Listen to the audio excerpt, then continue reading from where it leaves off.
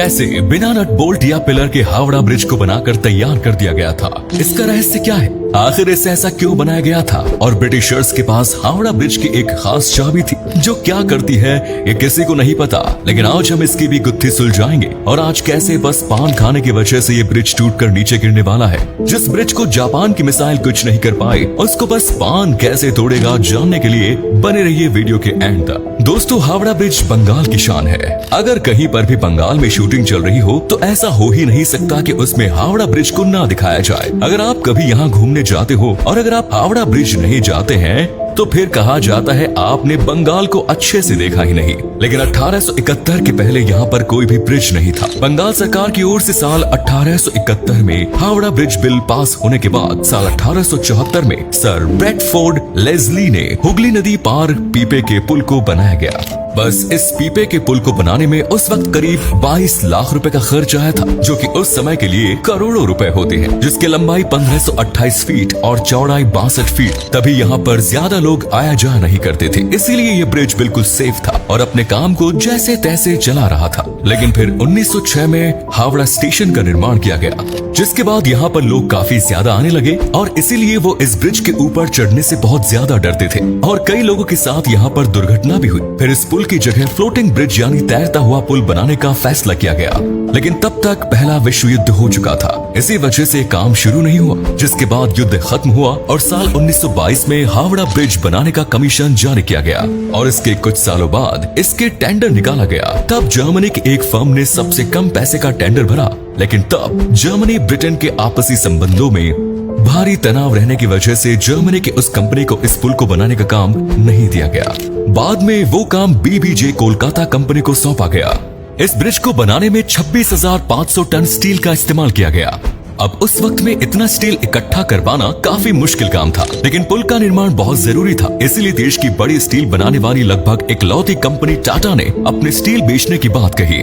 इसी कारण इस ब्रिज को बनाने में लगभग हर एक इस्तेमाल किए गए स्टील को टाटा ने ही भेजा। यहाँ अगर देखें तो ये पुल एक तरह से टाटा का ही पुल है। फिर सप्लाई रेडी होने के बाद हावड़ा ब्रिज की डिजाइन तैयार की गई, क्योंकि अंग्रेजों की एक शर्त थी कि ब्रिज चाहे जैसा भी बने, लेकिन ब्रिज के नीचे कोई पुल नहीं होना चाहिए, ताकि ब्रिज के नीचे से निकलने वाली बोट्स को कोई दिक्कत न हो, क्योंकि उनसे टैक्स मिलता था। इसीलिए हावड़ा ब्रिज की जब डिजाइन तैयार की गई तो उसमें 4 खंबे बनाने की बात हुई जो दोनों सिरों पर लगने वाले थे, जिसका मतलब ये है कि पुल के बीच में कोई भी खंबा नहीं है और गोल्डन ब्रिज की तरह इसमें तारों का भी इस्तेमाल नहीं किया गया है। पूरा ब्रिज बस नदी के 2 किनारों पर बने 280 फीट ऊंचे 2 पायों पर टिका है। इसके दोनों पायों के बीच की दूरी 1500 फीट है। नदी में कहीं कोई पाया नहीं है, जो कि अपने आप में एक अजूबा है कि कैसे बिना खंबे के पुल करीब 1 सदी से खड़ा है। इसके साथ ही हैरान कर देने वाली बात ये भी है कि पुल के निर्माण में स्टील को जोड़ने के लिए नट बोल्ट की बजाय हाथों से बनी कीलों यानी कि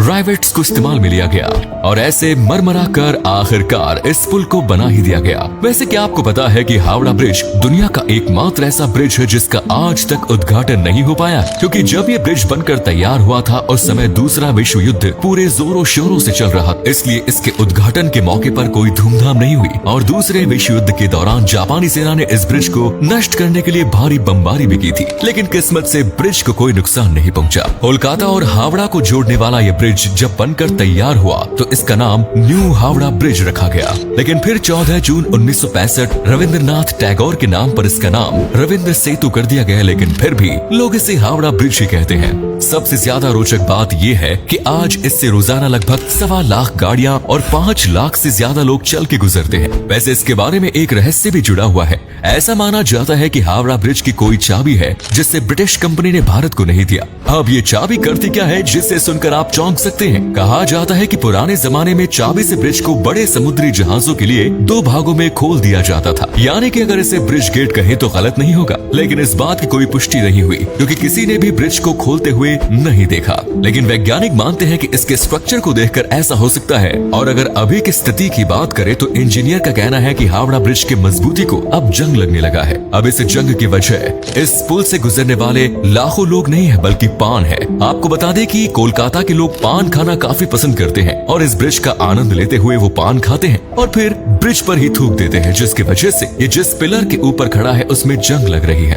इसी के साथ ब्रिज में कई सारी चीजें पान थूकने की वजह से सड़ चुकी हैं। इसके अलावा भी 2005 में नदी से गुजरता हुआ एक कार्गो शिप इस पुल के बीच में फंस जाने के कारण भी इस पुल को कुछ हद तक नुकसान देखने को मिला है। इसी के साथ ब्रिज के ऊपर कई पक्षी भी उड़ते हैं और यहाँ पर बैठकर गंदगी मचाते हैं, जिसकी वजह से भी इस ब्रिज को काफी नुकसान पहुँच रहा है। और बस उसे साफ करने के लिए गवर्नमेंट 5 लाख रुपए तक खर्च करती है और इस ब्रिज को पेंट करने में भी लाखों पैसों का खर्च पड़ता है। ये भारत की एक धरोहर है जिसे हमें बचाना चाहिए। इसीलिए इस ब्रिज के ऊपर थूकने पर सख्त पाबंदी लगानी चाहिए, क्योंकि ये एक ऐसा ब्रिज है जिसने अपना नाम भारत और भारत के बाहर भी काफी ज्यादा चर्चित किया। और हम पक्षी तो नहीं रोक सकते, लेकिन इंसानों को तो रोक ही सकते हैं। धन्यवाद।